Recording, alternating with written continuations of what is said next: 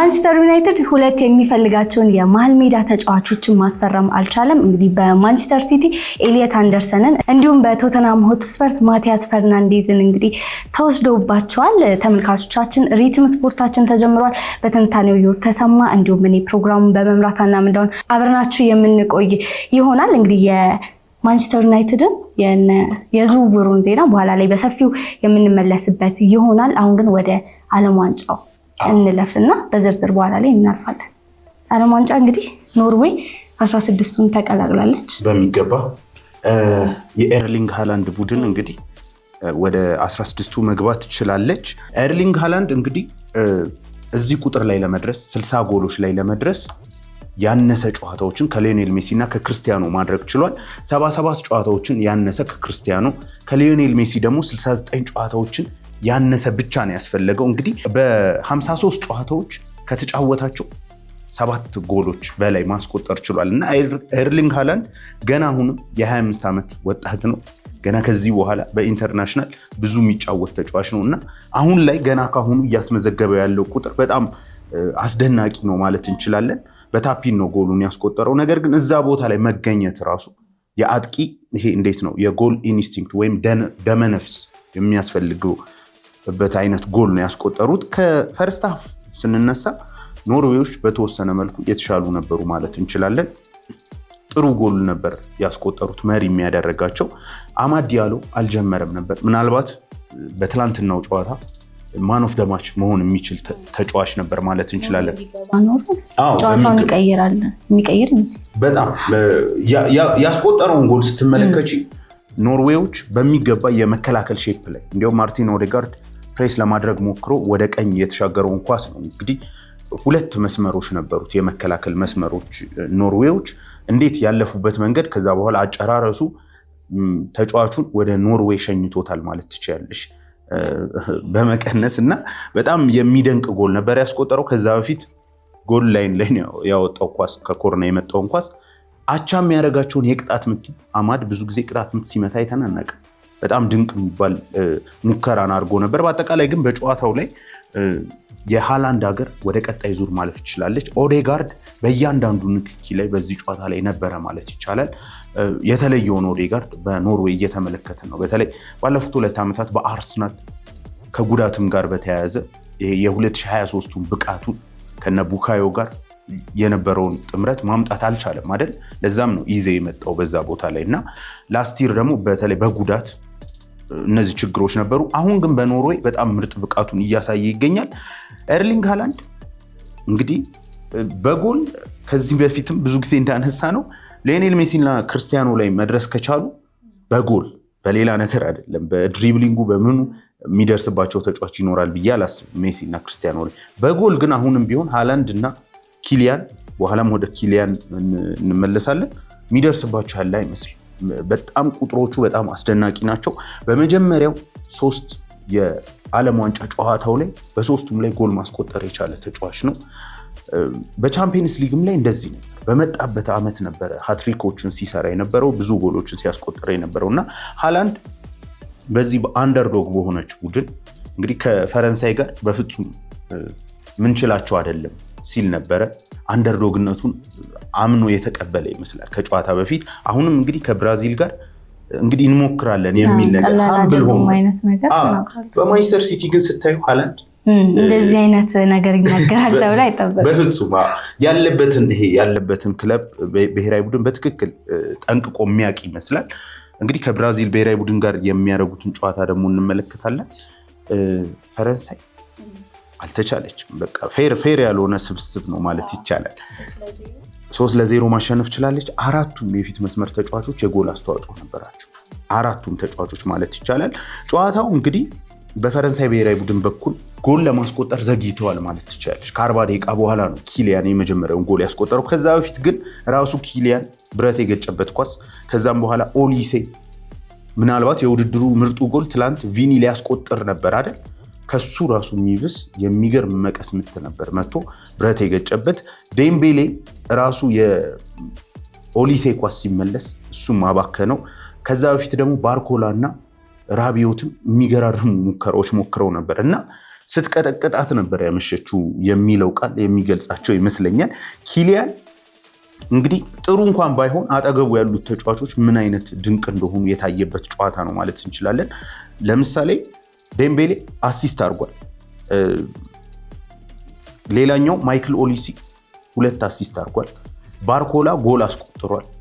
አራቱም ተጫዋቾች ኪሊያን 2 ጎል አስቆጥሯል። አራቱም ተጫዋቾች የጎል ኢንቮልቭመንት ነበራቸው እና ተመራርጠው የገቡ ነው የሚመስሉት። የፈረንሳይ ብሔራዊ ቡድን ክለብ ነው የሚመስሉት። ጋላክቲኮ ይሄ በአንድ ወቅት ሪያል ማድሪዶች እንደዚህ ጋላክቲኮ የመሰብሰብ እነ ትልቁ ሮናልዶ፣ ዚዳን፣ ሮቤርቶ ካርሎስ፣ ዴቪድ ቤካም ከዛ ደግሞ በሁለተኛው ጋላክቲኮ ደግሞ እነ ካካ፣ ክርስቲያኖ ከዛ እነ ሚሱት ኦዚልን ሲጨምሩ እነ አሎንሶ የጋላክቲኮ ስብስብ ነው የሚመስለው። በቃ በዚህ ቡድን ላይ ልታወጪ የምትችሉ 8 ቁጥር ቦታ ነው በእነሱ ደረጃ እንጂ ራቢዮት ራሱ በጣም ድንቅ የሚባል ጊዜን ነው እያሳለፈ ያለው እና በጣም አስደናቂ የሆኑ ቁጥሮች እየተመዘገቡ ነው። ኦሊሴ አሁን ይሄ ተጫዋች እኔ ከሚሰጥሽም ግልጋሎት በላይ ከአሲስቶቹ በጨዋታው ላይ ካለው ኢንቮልቭመንትም በላይ ይሄ ኳስ የሚያምርበት ተጫዋች ልታዩ ኢንተርቴይንመንት እግር ኳስ ኢንተርቴይንመንት መሆኑ የሚገባሽ አዝናኝ መሆኑ የሚገባሽ ኦሊሴ ጋር ኳሷ ስትገባ ነውና እጅግ አዝናኝ የሆነ ተጫዋች ነበር። በትላንትናው ዕለት በጣም ድንቅ የሆነ ብቃቱን ሲያሳይ ነበር። ለባርኮላ ያደረገውን አሲስት በዚህ ውድድር ላይ ምናልባት ሊዮኔል ሜሲ እና ብሩኖ ፈርናንዴዝ ብቻ የሚያደርጉት ነው የሚመስል በጣም ድንቅ የሆነ አሲስት ነበር ያደረገለት እና ይሄ እንዴት ነው የምትዝናኝበት አይነት ተጫዋች ነው። ከጎሎቹ ከአሲስት ምናምን በላይ ከፈረንሳይ ብሔራዊ ቡድን አጠቃላይ ጥምረት በላይም ኦሊሴን ማየት እውነት ለመናገር በጣም አስደሳች አዝናኝ ነበር ማለት ይቻላል። እንግዲህ 5ኛ አሲስቱን ማድረግ ችሏል። ይህም ሪከርዱን ለመስበር እንግዲህ በአንድ የሚያንሰው ፔሌ ነበረ በ6 አሲስት በ1970 ላይ እንግዲህ እስካሁን ሪከርዱን የያዘው ማይክል ኦሊሴ በደንብ አድርጎ እንደሚሰብረው ገና ብዙ ጨዋታዎች ይቀራሉ። ፈረንሳይ ብዙ እንደምትሄድ ያስታውቃል። ይሄ አዲሱ ፎርማት እንግዲህ እንደዚህ አይነት ሪከርዶች እንዲሰበርም ጥቅም ይሰጣል። ምክንያቱም ከ32 ወደ 48 ስላደገ ብዙ ጨዋታዎችን የማድረግ እድል አለሽ። ከዛ ደግሞ አነስ ያሉትም ብሔራዊ ቡድኖች ታገኛለሽ። ግን በፍጹም በዚህ የሚጣጣል አይደለም። የኦሊሴ የትላንት ፐርፎርማንስ በተለይ ለባርኮላ የሰጠው ኳስ በጣም አስደናቂ ነበር። ከዛ ውጭ በዚህ ዓመት እንግዲህ 32ኛ አሲስቱን ማድረግ ይቻላል። ይሄ ተጫዋች በጣም ትልቅ ቁጥር ነው። ይሄ በአሲስት በጣም እጅግ ትልቅ ቁጥር ነው ለክለብ እና እንግዲህ ለሀገሩ ይህን ያህል አሲስት ማድረግ ችሏል። እንግዲህ ኪሊያን ነው የሚነሳው። እኔ የዓለም ዋንጫው ኪሊያን በፍጹም ከክለብ እግር ኳስ የተለየውን ነው እያዩ ያለው። በጣም አስደናቂ የሆነ ተጫዋች ነው። 2 ጎሎችን ማስቆጠር ችሏል። የመጀመሪያውን ጎል ካስቆጠረ በኋላ እንደተመለከትነው ወደ ዴሻምፕ ነበር ሄደው እና የምናውቀው ነገር አለ አይደል? ከእናቱ ሞት ጋር በተያያዘ ወደ ሀገሩ ተመልሶ ነበር እና ከጨዋታውም በኋላ የካፒቴንነት አስተያየት የሚሰጠው ይሄ ከጎሉ በኋላ ወደ ዴሻምፕ መሄዱ የዚህ ቡድን ዲኤንኤ ነው፣ የግሩፓችንን አንድነት ነው የሚያሳየው የሚል ነገር ነበር አስተያየት የሰጠውና ዴሻምፕ መጥፎ ጊዜያትን እያሳለፈ እንደሆነ እናውቃለን። እናም ከሱ ጋር ነን ሙሉ ለሙሉ የሚል ይሄ የመሪነትን አስተያየት ሰጥቷልና በዴሻምፕ ልክ ኪሊያንን የተጠቀመው አሰልጣኝ አለ ለማለት በጣም ይቸግረኛል። በእርግጥ በፒኤስጂ ብዙ ነገር ያሳካ ነው፣ በሪያል ማድሪድም የሚገርም ተጫዋች ነው። ለፈረንሳይ ብሔራዊ ቡድን ግን በጣም ይለይብኛል። እውነት ለመናገር በዚህ ዓመት በነበረው ፐርፎርማንስ ዴዜሬ ዱዌን ቤንች ማድረግ ወይም ባርኮላን ወይም ራያን ቸርኪን ብለሽ ታስቢና እዛሽ 9 ቁጥር ቦታ ላይ ማን ይሰለፍ ብለሽ ሁላ ጥያቄ ታነሻለሽ ከኪሊያን ወርክ ሬት ጋርም በተያያዘ። በፍጹም ግን ይሄ ተጫዋች ላይ የሚደርስበት እንደሌለ አሁንም የፈረንሳይ ብሔራዊ ቡድን መሪ መሆኑን ያሳየበት ከክለብ ደግሞ እንቅስቃሴው የሚለይብኝ ወርክ ሬቱ ራሱ በፈረንሳይ ብሔራዊ ቡድን የተለየ ነው እና ኪሊያን አሁንም በጣም አስደናቂ የሆነ ብቃቱን ማሳየት ችሏል። ድንቅ የሆኑ 2 ጎሎችን ማስቆጠር ችሏል። ሃትሪክ መስራት ይችል ነበር። ከኳስ ጋር ያለው ነገር ድሪብሊንጉ በጣም የሚገርም ነው እና በተለይ 3ኛውን ጎል ሲያስቆጥር ራሱ ነው ኳሱን ይዞት የመጣው ለኦሊሴ የሰጠው። የነበራቸው ቅብብል የነበራቸው ጥምረት እንዳልኩሽ ይሄ ቡድን ፌር አይደለም። እንደዚህ አይነት ምናልባት የሪያል ማድሪድ ደጋፊዎች ኪሊያን ላይ ብዙ ተቃውሞ አላቸው እና በዘንድሮ የዓለም ዋንጫ ሀሳባቸውን ይቀይሩ። የማድሪድ ደጋፊዎች በጣም ትክክለኛ ሀሳብ ነው። የማድሪድ ደጋፊዎች ክርስቲያኖም ላይ ጮኸው ይሄ ከክለባቸው ጋር በመጥፎ ጊዜ እንዴት ነው ሁሌም ፐርፎርማንስ የሚጠብቁ በቡድናቸው ደጋፊ ናቸው። በክርስቲያኖ በማንቸስተር እንዴት እስካሁን ድረስ እንደሚከበር ታውቂያለሽ። በሪያል ማድሪድ ግን በክፉ ጊዜ ተጮሆበታል እና ኪሊያን ላይ አለመጮህ ምንም የሚገርም አይደለም። አሁንም ከ30 በላይ ጎል እያስቆጠረ ነው። ለሪያል ማድሪድ እኮ ራሱ ካስቀመጠው ደረጃ አንጻር እና ከማድሪድ ውጤት አንጻር እንጂ ኪሊያን አሁንም ድረስ በጣም ቤስቱ ተጫዋቻቸው አሁንም ድረስ ምናልባት በቡድን ውስጥ ያለው መከፋፈል ጋር በተያያዘ ደስተኛ ላይሆኑ ይችላሉ እንጂ በፐርፎርማንስ ደረጃ ኪሊያን አሁንም ቢሆን ውጤት እስካመጣ ድረስ ለባሎን ዶር በመጀመሪያው ረድፍ ላይ የምታስቀምጩ ተጫዋች ነው። ነገር ግን እንደ ሉቾ እንደ ክሎፕ ላለ አሰልጣኝ የሆነ እሱ ጥያቄ ብዙ ወርክ ሬት ለሚፈልጉ ከኳስ ጋር ግን የሚደርስበት አለ ለማለት ከባድ ነው እና 18ኛው የዓለም ዋንጫ ጎሉ ማስቆጠር ችሏል። በኖካውት ስቴጅም በሱ ልክ ጎል ያስቆጠረ የለም አሁን ላይ እና በጣም አስደናቂ ቁጥሮችን እያስመዘገበ ነው። ይሄ ቀላል ነገር አይደለም። በነገራችን ላይ በኖካውት ላይ ጎል አስቆጠርሽ ማለት ፈረንሳይ በምትፈልገው ወሳኙ ሰዓት ይሄ ተጫዋች አለ ማለት ነው።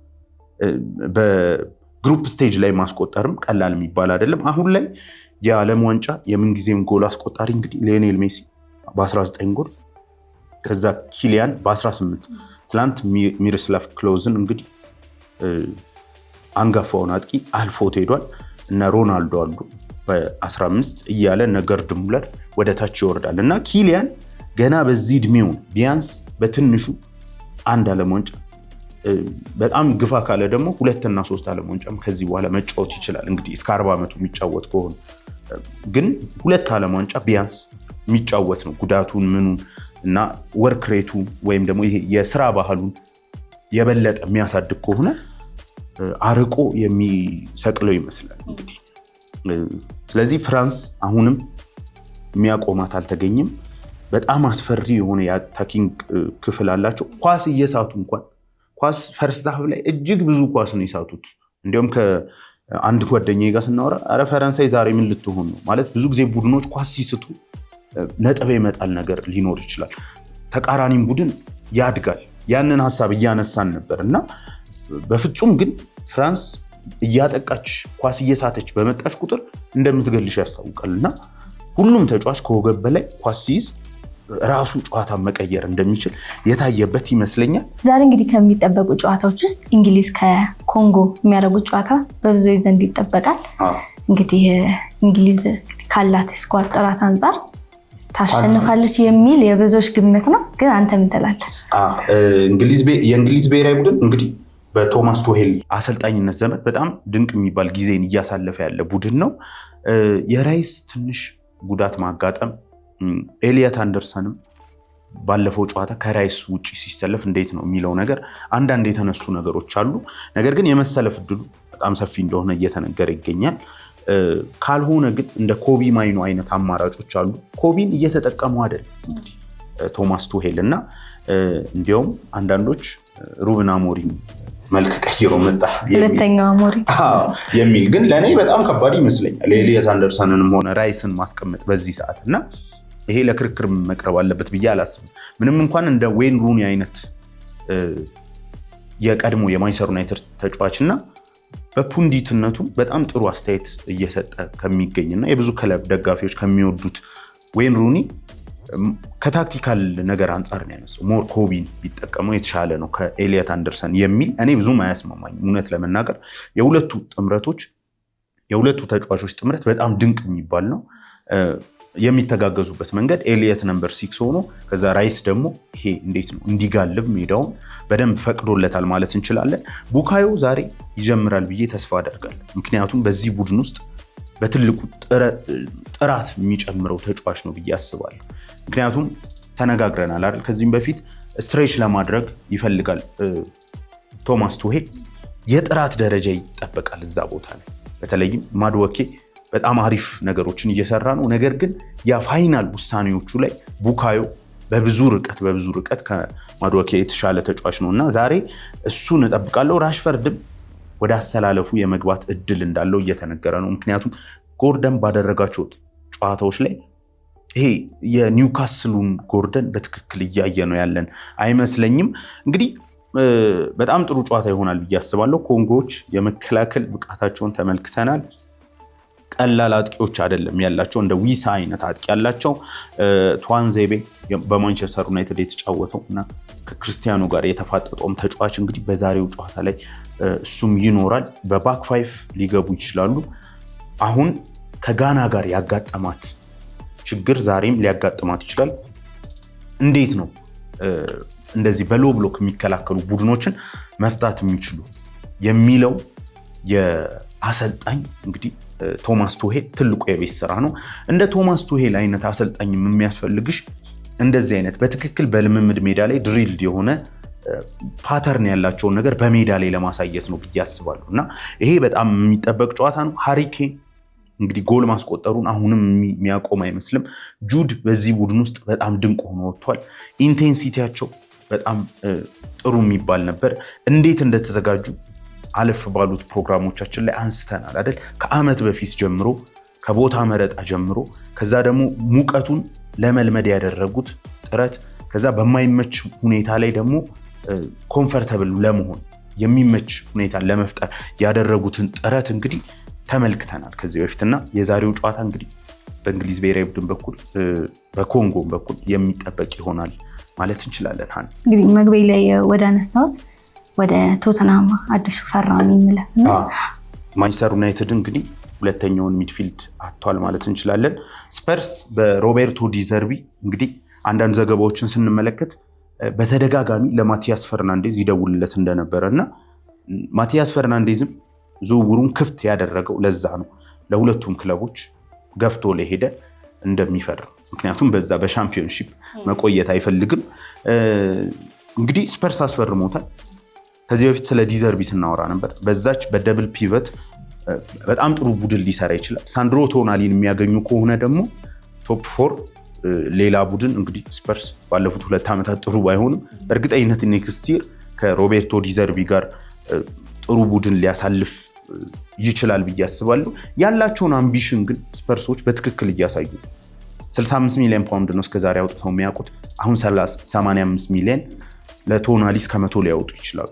ቻምፒየንስ ሊግ ፉትቦል ላይ የሉበት እና ምን ያህል አሁን ለመሻሻል ያላቸውን ያለፈው ዓመት በፍጹም እነሱን ሊገልጽ የሚችል ውጤት እንዳልሆነ እና ሮቤርቶ ዲዘርቢ ደግሞ ቃል የተገባለት ነገር ደሞዝ ብቻ ሳይሆን እንደዚህ አይነት ጥሩ ተጫዋቾችን እንደሆነ ያሳየ ዝውውር ነው ማለት እንችላለን። በዋናነት ግን ትላንት የማንቸስተር ዩናይትድ ደጋፊዎችን በተወሰነ መልኩ ያሳዘነም ያስቆጣም ነበር ማለት እንችላለን። በዋናነት ልናየው የምንፈልገው እሱ ነው። 2 ጎራል በማንቸስተር ዩናይትድ በኩል አንደኛ ይሄ የማንቸስተር ዩናይትድ ታክስ የሚባል ነገር አለ። ባለፉት ዓመታት በግሌዘሮች በጣም ጥሩ ባልሆነ አመራር፣ ጥሩ ባልሆነ ባልተደራጀ ምልመላ ኦቨርፔይ ያደርጉ ነበር እና የማንቸስተር ዩናይትድ ታክስ የሚባል ነገር ነበር። ያንን ለማስቀረት ሰፈር ማድረግ አለብን የሚሉ አሉ። የተጠየቅነውን ገንዘብ ብቻ መክፈል የለብንም። ምክንያቱም ለአንቶኒ እራሳቸው የሰሩት ስህተት አያክሶች መጨረሻ ላይ ባይሆን ኖሮ በ60 ሚሊዮን ፓውንድ የሚሸጡትን ተጫዋች እንግዲህ ወደ 85 ሚሊዮን ፓውንድ ወይም 100 ሚሊዮን ዩሮ ድረስ ያወጡት። ሃሪ ማጓየር ሲቲ ይህን ያህል ከፍላሉ አለ፣ ከዛ በላይ አልከፍልም 60-70 ሚሊዮን ፓውንድ ይመስለኛል። ማንቸስተር ዩናይትድ ግን የቢዲንግ ዋር ውስጥ ገብቶ ነው። ለፖል ፖግባ እሱ እንኳን ይገባዋል ሲያለሽ 89 ሚሊዮን ፓውንድ ነው።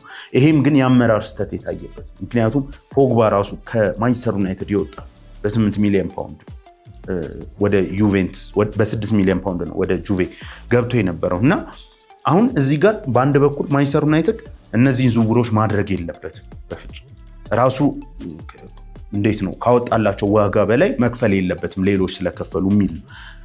ነገር ግን አንድ ነገር ማወቅ አለብን። አንቺ ካልከፈልሽ ሌላው ቡድን ይከፍላል። ኤሊየት አንደርሰን ማንቸስተር ዩናይትድ አልከፍልም ብዙ ነው አለ፣ ሲቲ ከፈል። ማቲያስ ፈርናንዴዝ ዩናይትድ አልከፍልም አለ፣ አርሰናል አልከፍልም አለ፣ ማድሪድ አንከፍልም አለ። በነገራችን ላይ ቶተንሃም ከፈል። ዩናይትድ ግን ይህንን የማለት አሁን ላይ አቋም አለው ወይ? የኔ ትልቁ ጥያቄ። አዎ፣ ምክንያቱም አርሰናል ለዴክለን ራይስ 106 ሚሊዮን ፓውንድ ከከፈለ በኋላ ነው ለማቲያስ ፈርናንዴዝ ይህን ያህል አልከፍልም የሚል። ማንቸስተር ሲቲ ሮድሪ ያለው በርናንዶን አጣው ብሎ ይሄን ያህል የከፈለው። ሪያል ማድሪድ እነ ቹዋሜኒ ያለ ወይም ደግሞ እነሱን ሸጠው እንኳን ሌላ ሚድፊልደር ማምጣት ይችላል። አሁን እዚህ ጋር ነው የዩናይትድ ኬዝ በልዩነት መታየት አለበት። የዚህ ክረምት በጣም ወሳኝ እንደ ዩናይትድ ወሳኝ የሆነ ክረምት የሚያሳልፍ የለም ተብሎ የሚታወቀው እና ይሄ ዳታ አናሊሲስ የሚሰሩት የማንቸስተር ዩናይትድ መልማዮች በላይኛው ደረጃ ላይ ያስቀመጧቸውን የመሃል ሜዳ ተጫዋቾች ዩናይትዶች እያጡ ምናልባት የማይክል ካሪክ ሹመትስ ይሄ እንዴት ነው የሰር ከሚለው አይነት አሰልጣኝ ከመፈለግ አንጻር ነው የሚል ጥያቄም ያስነሳል። ምክንያቱም ሩበን አሞሪም የተሰናበተው ይህንን ባለመፈለጉ የሩበን አሞሪም ዋነኛ ስንብት ተብሎ ወይም የሩበን አሞሪም በዚህ በፕሬስ ኮንፈረንስ ላይ እኔ ማኔጀር ነኝ ሌሎቹም ስራቸውን ይስሩ የሚልና የማንቸስተር ዩናይትድ አለቆቹን የተናገረበት ዋነኛው ምክንያት የሴሜኒዮ አለመፈረም ዊንግ ባክ ላይ ወይም ደግሞ እነ አማድን ካጣ በኋላ በዛ ቦታ ላይ ይፈልጓል።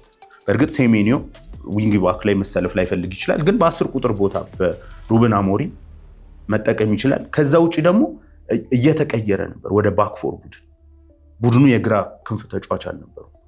ስለዚህ ዩናይትድ በተደጋጋሚ የሚፈልጋቸውን ተጫዋቾች እያጣ ነው። ሌላው የጃኦ ኔቬዝ ጉዳይ የምታስታውሹ እንግዲህ እንዴት ነው የሆነ አነስ ያለች ቪትስ ሰጥቶ ፔዤ ለዩናይትድ ፌራሪን የገዛው ማለት ትችላለሽ። ኡጋርቴን ለማንቸስተር ዩናይትድ ሰጥተሽ ጃኦ ኔቬዝን መውሰድ ለዚያም የ10 ሚሊዮን ዩሮ ብቻ ልዩ። አሁን 60 ሚሊዮን ዩሮ አካባቢ ማንቸስተር ዩናይትድ አዶንስን ከጨመረ ይከስራል፣ ወይም 50 ሚሊዮን ዩሮ። ይሄ ነው የትራንስፈር ስህተቶች ለ10 ለ20 ሚሊዮን ፓውንድ ልዩነቶች ብለሽ የምትሰሪው የትራንስፈር ስህተት ምን ያህል ዋጋ ሊያስከፍል እንደሚችል ማወቅ ይቻላል። እና በተደጋጋሚ ዩናይትዶች ይህንን ስህተት እየሰሩ ጃኦ ኔቬዝ ለዛ ምስክር ነው። አሁን በፔዤ 2 ቻምፒየንስ ሊግ አንስቷል። እንደምታዩ ዓለም ላይ ካሉ ምርጥ ሚድፊልደሮች ከላይኞቹ ስሙ አሁን ከነ ቪቲኒያ ከነ ፔድሪ ጋር የምታነሹ ተጫዋች ነው። ለዚያውም ብዙ ነገሮችን የቀላቀለ ይሄ የደርቲ ወርኩንም የሚሰራልሽ ማጨናገፉንም ከዛ አታኪንጉንም የሚሰራልሽ ጎሎችንም የሚያስቆጥርልሽ ተጫዋች እና ማንቸስተር ዩናይትድ በዚህ መንገድ ተጫዋቾችንም ሉዝ እያደረገ ነው።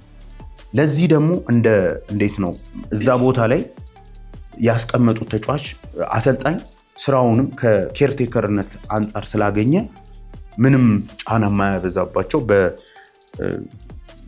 በምንድነው በኢንተርቪዎች ላይ ወጥቶ ማያሳጣቸውን አሰልጣኝ የቀጠሩት ወይም ካሪዝማቲክ የሚባሉ ይሄ በትልቅ ደረጃ የሰሩ ብዙ ነገር ከክለብ የማይፈልጉ አሰልጣኝን የቀጠረው ለዚህ ነው የሚሉ ሐሳቦች አሉ። በተወሰነ መልኩ የሚያስማማ ምክንያቱም ማይክል ካሪክ እነዚህን ግዢዎች በእጅጉ ሊገፋበት ይገባ ነበር ብዬ አስባለሁ። ለምሳሌ ኤሊየት አንደርሰን ላይ 116 ሄደሽ ማቲያስ ፈርናንዴዝን ብትታዩ ያን ያህል የዩናይትድ ደጋፊ በዚህን ያህል ሊበሳጫሉ ብዬ አላስብም። ወይም ቢያንስ ማቲያስ ፈርናንዴዝ ግን ሊያመልጥሽ አይገባም። አሁን እንግዲህ አላለቀም ብሎ ነበር ትላንት ዴቪድ ኦርንስቲን። ይህንን ፕሮግራም ለመስራት ስናስብ ማቲያስ ፈርናንዴዝ ወደ ስፐርስ ከመፈረሙ ወይም ደግሞ ከመስማማቱ በፊት ነው። ዴቪድ ኦርንስቲን እንዳለው ከሆነ ዩናይትዶች በጣም ተረጋግተው ነው ያሉት። ብዙ የመሃል ሜዳ ተጫዋቾችን አሰስ እያደረጉ ነው። የማኑኤል ኡጋርቴም እንግዲህ ጉዳት ምንም የሚያመጣው ተጽዕኖ የለም በገንዘብ ደረጃ ብሎ ነበር።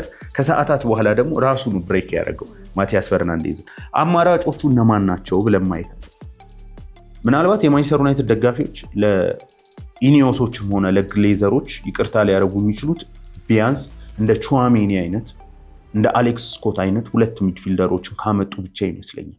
አሁን ወደነ ባሌባ የሚወርዱ ከሆነ ወይም ባሌባና አንድ ሌላ እንደ ሜቻ አይነት ተጫዋችን ብቻ የሚያስፈርሙ ከሆነ እውነት ለመናገር በዋናነት የመሃል ሜዳ ተጫዋች የሚፈልገው ማንቸስተር ዩናይትድ አሁንም ከማያስፈልጋቸው በታች ሆኖ የዝውውር ገበያውን ያጠናቅቃል ማለት ነው። አሁን ግን አንድ አንደርስታንድ ማድረግ ያለብን ነገር አለ። ኤሊየት አንደርሰን 116 ሚሊዮን ፓውንድ ሲሸጥ የሌሎች ዋጋ ከፍ ይላል። አሁን አንደርስታንድ ማድረግ ያለብን ነገር ይሄ ነው። አሌክስ ስኮትን በርንማውዝ ማቲያስ ፈርናንዴዝ 85 ሚሊዮን ፓውንድ እየተሸጠ በ50 እና በ40 ሚሊዮን ፓውንድ አይሸጥልሽ በፍጹም። ስለዚህ እንዴት ነው ግዴታ መክፈልሽ የማይቀር 80 ሚሊዮን 90 ሚሊዮን መክፈልሽ የማይቀር ነው። ሌላው እየተነሳ ያለው በማንቸስተር ዩናይትድ በኩል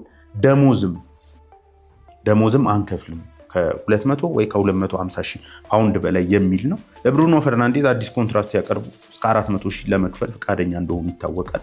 ቹዋሜኒ በፍጹም ደሞዙን የመቀነስ ሀሳብ የለውም። ከ350 ሺህ በታች የሚገመት ተጫዋች አይደለም። ምክንያቱም በሲቲ ቤት እነ ኤርሊንግ ሃላንድ የዚህ ነጥፍ ነው እያገኙ ያሉት። አርሰናል እንኳን ለነ ቡካዮ በዛ ደረጃ መክፈል ጀምሯል። ይሄ እንዴት ነው? ስፖርቱ ብዙ ኢንካም ጄኔሬት ባደረገ ቁጥር የተጫዋቾች ዋጋም ከፍ እያለ ነው የሚመጣው። በዛው ልክ ደግሞ ደሞዛቸውም ከፍ እያለ ነው። ራሱ ክለቡ ጄኔሬት የሚያደርገው ገንዘብ ነው እና አሁንም ኢኒዮሶች እንግዲህ አምቢሽናቸው ላይ ጥያቄ የሚያስነሳ የዝውውር መንገዶችን እየመረጡ ነው ያሉት ማለት እንችላለን። ከዚህ በኋላ ምን ሊሆን ይችላል የሚለው ትልቁ ጥያቄ ይመስለኝ። አሁን እንግዲህ ኢኒዮሶች አማራጮች አሏቸው ከተባለ እንደነ ቹዋሜኒ ያሉት አማራጮች ናቸው። እስከ 100 ሚሊዮን ፓውንድ እስከ 90 ሚሊዮን ፓውንድ መክፈል ሊጠበቅባቸው ይችላል። ከ300 ሺህ ፓውንድ በላይ መክፈል ሊጠበቅባቸው ይችላል። ያንን ያደርጋሉ ወይ? የሚያደርጉ ነው የሚመስለኝ እኔም ብትጠይቂ። ምክንያቱም ከዚህ በፊት የነበረውን የማንቸስተር ዩናይትድ ባህል ስለምናውቀው ባለፈው ዓመት እንደነ ብራያን ምቤሞ አይነት እንደነ ማቲያስ ኩኛ አይነት ማንቸስተር ዩናይትድን የሚፈልጉና እስከ መጨረሻው ድርድሩን ያቀለሉላቸው እንኳን ሆነው ለብራያን ምቤሞ 70 ሚሊዮን ነው የከፈሉ በመጨረሻ። ማንቸስተር ዩናይትድ ግን ከዛ በታች ነበረ ሲጠይቅ የነበረው። ስለዚህ ሄዶ አሁን አማራጮችሽን ታጫለሽ እንጂ መክፈሉ የሚቀር ነው ብዬ አላምንም። ካልሆነ ደግሞ ይሄ በፕሪሚየር ሊግን ዋንጫን ለማንሳት በሚያስችል ደረጃ ይፎካከራሉ ተብሎ አይታሰብም። ሌላው ማንቸስተር ላይ ማንሳት ያለብን ነገር ማርከስ ራሽፈርድ ጉዳይ ነው።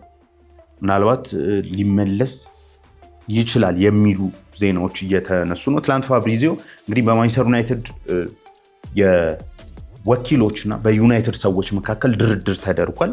በዚህ ድርድርም ቢያንስ የፕሪሲዝን ወቅትን እንዲሰራ ልምምድና እንዲቀጥል ተስማምተዋል። በሁለት መንገድ ነው ይህንን የምማየው። አንደኛው ለሽያጭ ስትፈልጊው አንድ ተጫዋች አልፈልገውም ብለሽ ለምሳሌ ባለፈው ዓመት ቦምብ ስኳድ የሚባል ነበር በሩበን አሞሪም ስር እነ አሌሃንድሮ ጋርናቾ እነ ራሽፈርድ አይነት። እንዴት ዩናይትድ እነዚህን ተጫዋቾች ለመሸጥ እንደተቸገረ ተመልክተናል። አሁን ያንን ምናልባት ለማስተካከልና ማንቸስተር እኮ ይፈልገዋል፣ ስለዚህ የሚጠይቁትን ገንዘብ እንክፈል ለማለት ሊሆን ይችላል። በእኔ ምልከታም እንደዚህ ቢሆን ጥሩ ነው ብዬ ነው ማምነው። ወደኋላ መመለስ ከራሽፈርድ ጋር አይኖ የማንቸስተር ዩናይትድ ደጋፊዎች ከራሽፈርድ ጋር ያላቸውን ኮኔክሽን የካሪንግተን ልጅ ነው፣ በጣም ብዙ ነገሮችን አሳልፏል። ነገር ግን ይሄ ተጫዋች ከዚህ ቡድን እንዲወጣ የተደረገበት ምክንያት ወርክ ሬቱ መጥፎ ነው ተብሎ በወጣው ራንክ መሰረት 105ኛ ደረጃ አካባቢ ነው በስራ። ይሄ በመልፋት የክንፍ ተጫዋች ሆኖ ማይክል ካሪክ አሁን እነ ዶርጉን ለምዶ እነ ማቲያስ ኩኛን ለምዶ ራሽፈርድን በዛ ቦታ ላይ ማጫወት ይችላሉ። በአጠቃላይ እስካሁን በዚህ ዓመት ያየነው ማይክል ካሪክ ራሱ ይሄ ከኳስ ውጭ የሚለፋ ቡድንን የሚፈልግ ነው። ስለዚህ ራሽፈርድን መመለስ ምን ያህል አዋጭ ነው የሚለው መታየት አለበት። የሚያስተላልፈው ሜሴጅስ ለምሳሌ ራሽፈርድ ከቡድኑ እንዲገለል የተደረገው ሩበን አሞሪም አስተያየት ሰጥቶን፣ ለምሳሌ ራሽፈርድ አስተያየት ሰጥቶን ከዚህ ቡድን እንዲገለል የተደረገው አይደለ? በተለይም አንድ የራሱን ጋዜጠኛ በመጥራት ምንድን ያለው አዲስ ቻሌንጅ ይፈልጋሉ፣ በአንድ ክለብ ውስጥ ሆነሽ አዲስ ቻሌንጅ ይፈልጋሉ የሚል ነገር።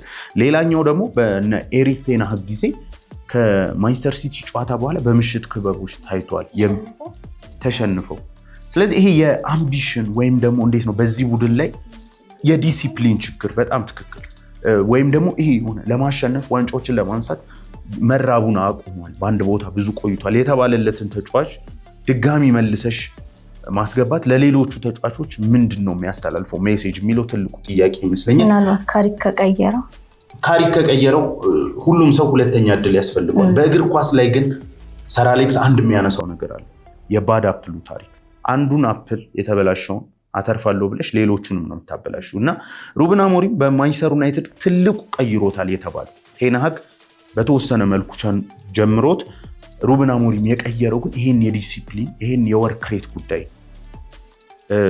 በቴን ሃግ ጊዜ ኢንቴንሲቲ ቀነሱልን ከሚሉ ተጫዋቾች መካከል አንዱ እንደነበረ ራሽፈርድ ይነገራል። ስለዚህ ይህን ተጫዋች ብዙ መልፋት በሚጠይቀው የጨዋታ ስልት ውስጥ በካሪክ ውስጥ መመለስ አዋጭ ነው ወይ የሚለው ነገር በጣም ትልቅ ጥያቄ ነው በእኔ እምነት። ነገር ግን ተቀይሮ ደግሞ መጥቶ በጣም እንዴት ነው አጓጊ ነው። በግራ መስመር ላይ ራሽፈርድ ቢሰለፍ እንደ ማቲያስ ኩኛ ያለው ተጫዋችን ፎልስ ናይን ማጫወት ትችላለች። ቤንያሚን ሴስኮ አለ። ስለዚህ ስኳዱ ጥሩ ይሆናል። ማንቸስተር ዩናይትድ አሁን በነ ሰመርቪል እንኳን 60 ሚሊዮን 50 ሚሊዮን ነው እየተጠየቀ ያለው። ያን ዲያማንዴ 130 ነው እየተጠየቀ ያለው።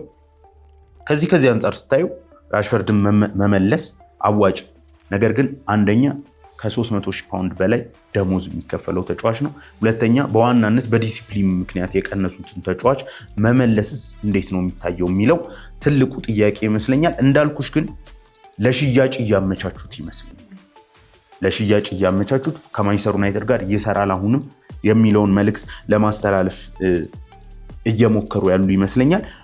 ከዚህ በኋላ እንግዲህ በጣም ብዙ እንዴት ነው ተጨማሪ የሆኑ ዴቨሎፒንግ ስቶሪዎች አሉ በማንቸስተር በኩል በሚቀጥሉት ቀናትም ልንመለስበት የምንችል። ማንቸስተር ዩናይትድ ከትላንትናው ጨዋታው እንዴት ነው ከትላንትናው ማቲያስ ፈርናንዴዝን ካጣ በኋላ ቀጥታ ወደ ፊቱን ወደ ሜቻ እና ወደ አሌክስ ስኮት አዙሯል። ሁለቱም ተጫዋቾች ግን ቫልዩ የሚደረጉት ብዙ የሚራራቅ አይመስለኝም። ምናልባት ሊበልጥም ይችላል የአሌክስ ስኮት ዋጋ። ፈርናንዴዝ 85 ተሽጧል፣ 90 ሊሉ ይችላሉ፣ ወይም 70 75 እዛው ተቀራራቢ ነው። ወደ እነዚህ አማራጮች የማንቸስተር ዩናይትድ ባለስልጣናቶች ሊመለከቱ ይችላሉ ተብሎ ይጠበቃል። እንግዲህ ወደፊት ደግሞ ተመልካቾቻችን ሪትም ስፖርታችን ይህንን ይመስል ነበረ። አብራችሁን ስለነበራችሁ እጅግ እናመሰግናለን። ሰላም